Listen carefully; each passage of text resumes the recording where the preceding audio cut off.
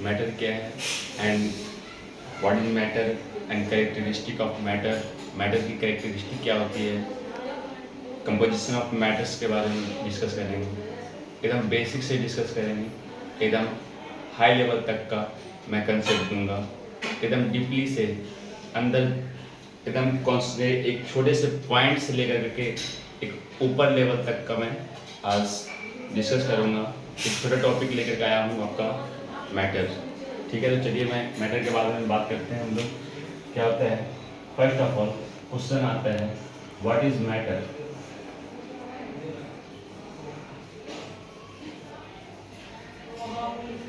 What is matter?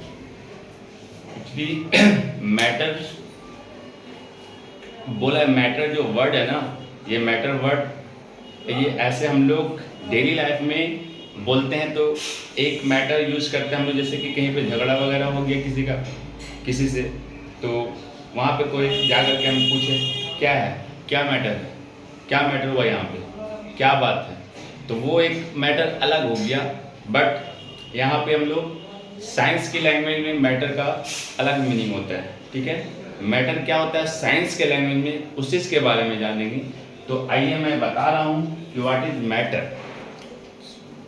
Matter हम हर एक उस चीज को कहते हैं मैटर जिसमें क्या होता है कि मास होता है, उस चीज का खुद का मास हो एंड वो ऑक्युपाइज करता हो सम स्पेस अराउंड इट्स। यानी कहने का मतलब हो गया everythings which have mass and occupies is some space around its. यानी कोई भी चीज, एनीथिंग्स, किसी भी चीज को आप ले और देखें, उसका कुछ अपना मास होगा, वेट होगा एंड वो कुछ सम स्पेस ऑक्युपाइज करता होगा अपने चारों तरफ से। वे अपने शेप के अकॉर्डिंग, शेप के बेस पे वो कुछ स्पेस को ऑक्युपाइज करता है, तो मैं बोलूँगा कि वो मैटर है। डेट एग्जाम्पल, फॉर एग्जाम्पल जैसे मैं ये एक डस्टर लिया, ठीक है, तो ये एक थिंग्स है, ठीक है ना, इसका देखा, इसमें कुछ वेट है, इसका खुद का कुछ मास है, ठीक है, और ये क्या, इसको अगर इस जगह पे रख दें ऐसे, तो ये अपने शेप के अकॉर्डिंग क्या करता है, ये कुछ स्पेस को ऑक्युपाइज कर लेता है। जैसे देखिए मैं मार्क कर रहा हूं,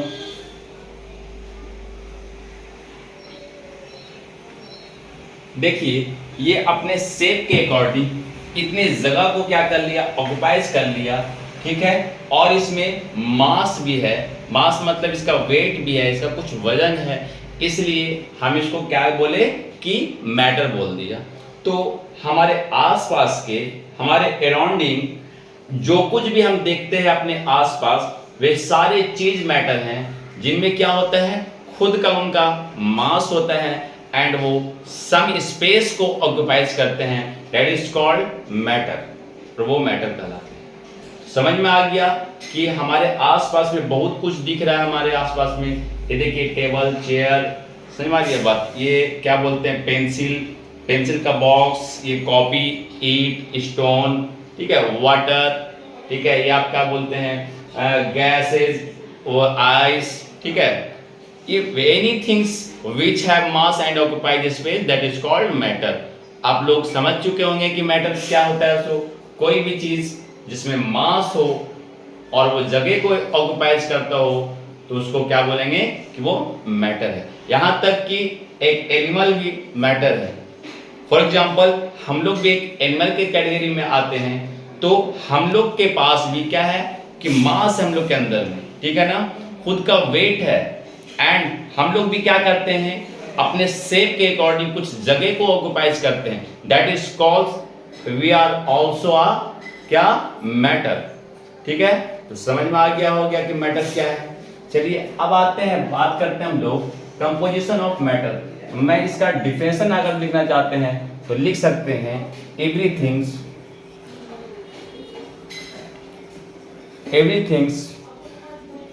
which have mass and occupy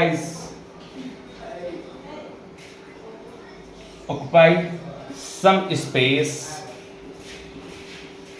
some space around its, that is called matter.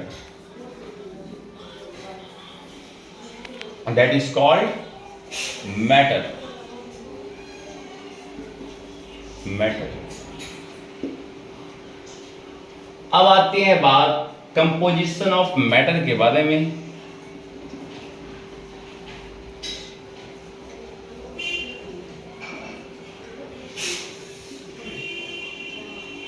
Composition of matter के बारे में समझेंगे कि what is matter, what is the composition of matter. इसका मतलब हुआ what is the composition of matter का मतलब कि मैटर जो होते हैं वो किस चीज के बने होते हैं, क्या मिला करके मैटर को बनाया जाता है। मैटर को फॉर्म करने के लिए कौन से चीज जो पार्टिसिपेट होते हैं, किन को मिलाने से मैटर बनता है, किन से मैटर बनता है, उसके बारे में हम लोग जानेंगे। तो देखिए, आइए मैटर का कंपोजिशन को जानने के लिए हम लोग एक एग्जांपल लेते हैं। ठीक है, देखिए ये मान लिया, ये मैं एक चौक लिया, एक वाइट चौक लिया। ठीक है, इसमें वेट है, आप लोग जान रहे ना, इतने बड़े एक ये चौक लिया, बताइए कि उसमें क्या होगा, वेट होगा, जाहिर सी बात है कि वेट होगा।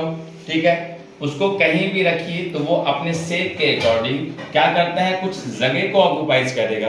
That is called Chowk is also a matter.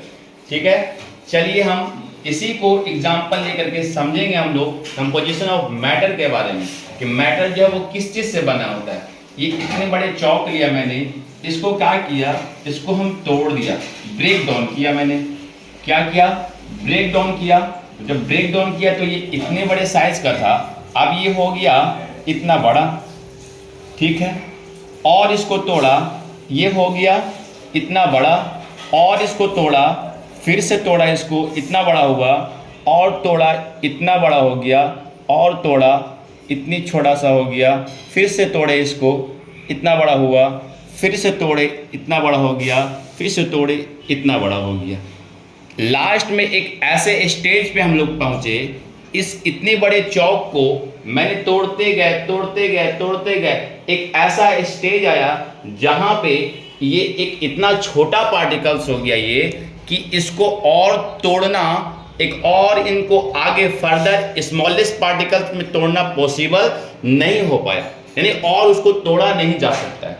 तो वैसा पार्टिकल्स जिसको और आगे हम लोग फर्दर इन स्मॉल पार्टिकल्स में डिवाइड नहीं कर सकते, तो वैसे पार्टिकल्स जिनको हम और आगे स्मॉलेस्ट पार्टिकल्स में ब्रेक नहीं कर सकते, डिवाइड नहीं कर सकते, तो उस पार्टिकल्स को बोलते हैं हम लोग स्मॉलेस्ट पार्टिकल्स। क्या बोलते हैं, स्मॉलेस्ट पार्टिकल्स। टाइनी पार्टिकल्स भी बोला जाता है इसको, क्या बोला जाता है, टाइनी पार्टिकल्स भी बोल सकते हैं। ठीक है, दैट इज कॉल्ड, यहाँ पे ये मतलब हुआ ये छोटा सा पार्टिकल्स जो किसको तोड़ने से आया, ये इतने बड़े चौक को तोड़ करके आया। ठीक है, जब इस चौक को मैंने ब्रेक किया, डिवाइड किया, तो इतना बड़ा साइड में ये ब्रेक हुआ, फिर से इसको तोड़े आगे तो इतना बड़ा आया, फिर तोड़ते गए एक ऐसा स्टेज आया जहां पर ये इतना छोटा हो गया। ये जो छोटा पार्टिकल्स हो रहा है, अब इसको तोड़ रहे हैं तो किसी भी फिजिकल या केमिकल मेथड के द्वारा इसको और आगे तोड़ा नहीं जा रहा है। तो ये जो पार्टिकल्स हुआ, इस पार्टिकल्स का नाम स्मॉलेस्ट पार्टिकल्स हुआ। ठीक है, कुछ साइंटिस्टों ने आए और एक साइंटिस्ट थे जॉन डाल्टन, ठीक है ना, उन्होंने बताया कि वैसा पार्टिकल्स, मैटर्स का वह पार्टिकल्स जिसको और भी आगे फर्दर डिवाइड नहीं किया जा सकता है, समझे, उस मैटर को, उस पार्टिकल्स को स्मॉलेस्ट पार्टिकल्स कहा जाता है। और उस स्मॉलेस्ट पार्टिकल्स का नाम जॉन डाल्टन ने क्या रखा, इस स्मॉलेस्ट पार्टिकल्स का नाम एटम रखा। क्या नाम रखा, एटम।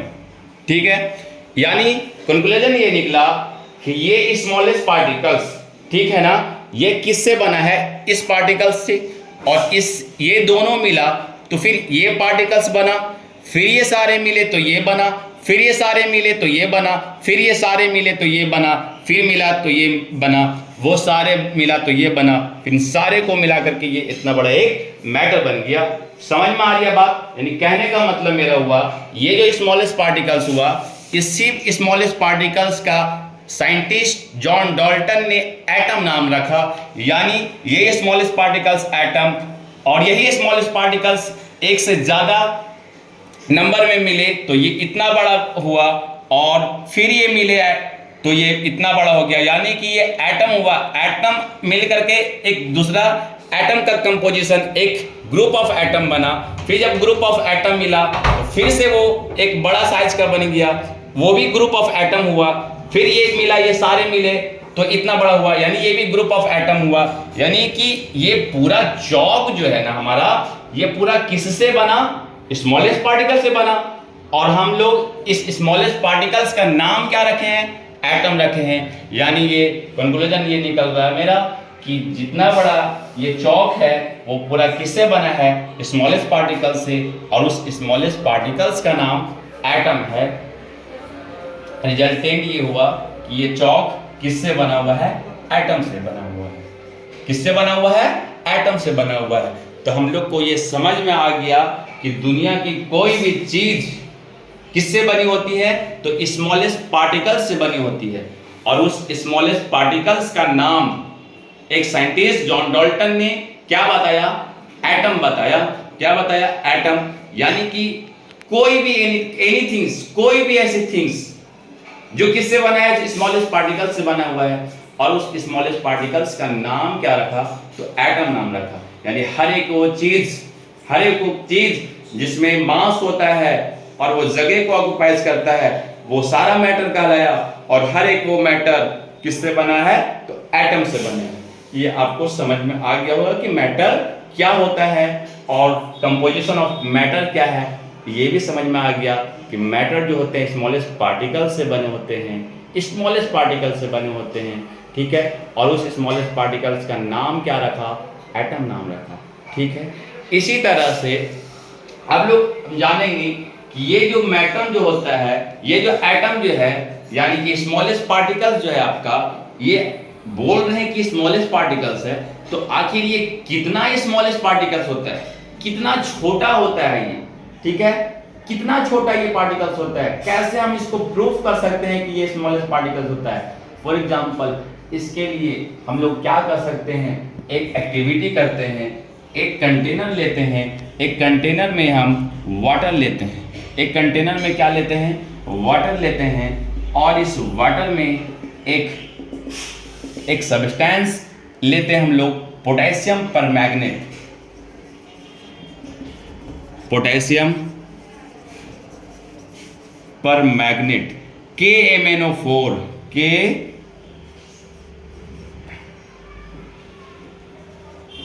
KMnO4 ये है आपका पोटेशियम परमैंगनेट का फॉर्मूला, केमिकल फॉर्मूला। ये पोटेशियम परमैंगनेट का एक लिक्विड फॉर्म में हम इसमें 1 ड्रॉप, कितना? 1 ड्रॉप पोटेशियम परमैंगनेट इसमें मैंने डाला। जब इसमें पोटेशियम परमैंगनेट डाला तो ये जो वाटर का कलर था वो पिंक कलर का हो गया। कैसा हुआ? पिंक कलर का हो गया। अब क्या किया?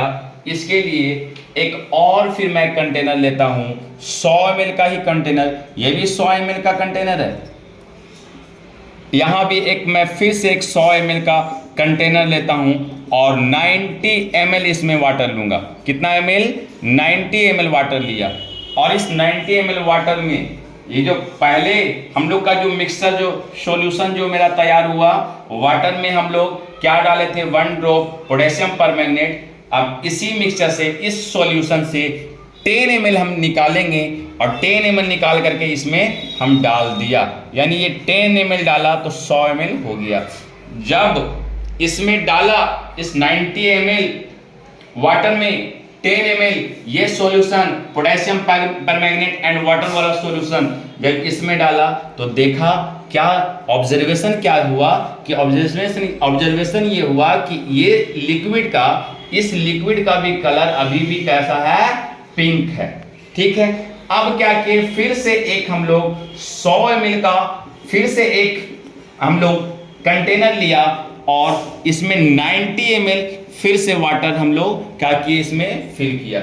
इसके बाद क्या करते हैं? अब इस सॉल्यूशन से 10 ml निकाल रहे हैं और फिर से इसमें डाला, और डालने के बाद फिर से ऑब्जर्व ये करते हैं हम लोग कि इस भी लिक्विड का जो, इस सॉल्यूशन का भी जो कलर जो है अभी भी पिंक है, अभी भी पिंक है। फिर इसके बाद एक और लेते हैं हम लोग, एक और लेने के बाद इसको भी, ये भी 100 ml का है, इसको भी हम लोग 90 ml फिल कर दिया वाटर से, और 10 ml इस सॉल्यूशन से लिया और इसमें डाला। और इसमें डालने के बाद अब इस कंटेनर का सॉल्यूशन को देख रहे हैं तो ये भी हल्का क्या हो रहा है, पिंकिश हो रहा है, यानी पिंक कलर का ये भी हो रहा है। ये समझ में ये आता है हम लोगों को, ये कंक्लूजन ये निकलता है कि बताइए 1 ड्रॉप हम पोटेशियम परमैंगनेट मैंने लिया था तो वो 100 ml वाटर को वो पूरा पिंक कर दिया। अब यहाँ से 10 ml सिर्फ ले रहे हैं और ये 90 ml को ये पिंक कर रहा है, यहाँ से फिर ये 10 ml को निकाला, इसमें डाल रहे हैं तो फिर ये इसका भी कलर कैसा हो रहा है, पिंक हो रहा है। यहाँ से फिर इसमें हम डालते हैं तो ये भी कैसा हो रहा है, पिंक हो रहा है। यानी कहने का मतलब हो रहा है ना कि जो 1 ड्रॉप पोटेशियम परमैंगनेट का, 1 ड्रॉप पोटेशियम परमैंगनेट ये एक 4 कंटेनर यानी कि कितने ml वाटर को अपना हर एक कंटेनर में क्या डालने से हर एक कंटेनर का अभी भी कलर पिंक आ रहा है। इससे ये कंक्लूजन ये निकल के आया मेरा ना कि जो आपका जो पोटेशियम परमैंगनेट है वो एक मैटर है। समझ लिए कि वो कितना स्मॉलेस्ट पार्टिकल से बना, जो 1 ड्रॉप डालने से ये पूरे में अभी भी कलर इसका मौजूद है। यानी ये समझ में आ गया कि इतना छोटा ये है कि जिसका इमेजिन करना पॉसिबल नहीं है। समझ में आ रही है बात? तो इससे हम लोगों को समझ में आ गया कि मैटर जो होते हैं एकदम टाइनी पार्टिकल से बने होते हैं, स्मॉलेस्ट पार्टिकल से बने हुए होते हैं। तो ये समझ में आया हम लोगों का मैटर का पार्टिकल्स का साइज कितना होता है और वो समझ में आया। ठीक है, अब आगे की बात करते हैं हम लोग इसके कैरेक्टरिस्टिक के बारे में। मैटर के जो पार्टिकल्स होते हैं उनकी कैरेक्टरिस्टिक क्या होती है। देखिए, मैटर के जो पार्टिकल्स होते हैं ना उनकी कैरेक्टरिस्टिक ये होता है कि हर एक मैटर का जो पार्टिकल्स होता है ना, ठीक है ना, एक दूसरे को अट्रैक्ट करता है बाय अट्रैक्शन फोर्स। एक फोर्स के द्वारा एक दूसरे पार्टिकल्स को वो अट्रैक्ट करते हैं। ये एक कैरेक्टरिस्टिक है मैटर के पार्टिकल्स का। दूसरा कैरेक्टरिस्टिक क्या है? दूसरा ये है कि हर एक मैटर के पार्टिकल्स के बीच में कुछ सम स्पेस होते हैं, कुछ सम एम्प्टी स्पेस होते हैं। यानी मैटर चाहे वो सॉलिड फॉर्म में हो या लिक्विड फॉर्म में हो या गैसियस फॉर्म में हो, हर मैटर का पार्टिकल्स के बीच में कुछ सम गैपिंग होते हैं। उस गैपिंग को एम्प्टी स्पेस बोला जा रहा है। ये दूसरी कैरेक्टरिस्टिक हुई। तीसरा कैरेक्टरिस्टिक क्या है, थर्ड, कि मैटर के पार्टिकल्स जो होते हैं ना वो मूव करते हैं। क्या करते हैं? मूव करते हैं। लेकिन मैटर के कैरेक्टरिस्टिक के वजह से मैटर का ये 3 स्टेट में क्लासिफाई किया गया है। मैटर के कैरेक्टरिस्टिक के वजह से मैटर को 3 स्टेट में क्लासिफाई किया गया है।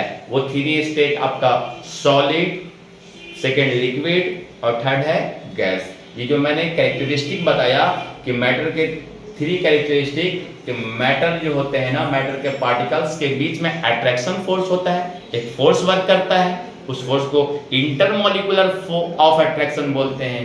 और मैटर के पार्टिकल्स के बीच में इंटरमॉलिक्यूलर अट्रैक्शन फोर्स के वजह से उनके बीच में सम गैपिंग होती है, कुछ एम्प्टी स्पेस होती है, उनको इंटरमॉलिक्यूलर स्पेस कहा जाता है।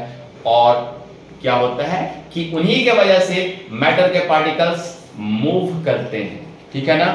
तो ये 3 कैरेक्टरिस्टिक के वजह से मैटर का 3 स्टेट होता है। मैं उसके बारे में अभी डिस्कस करता हूँ।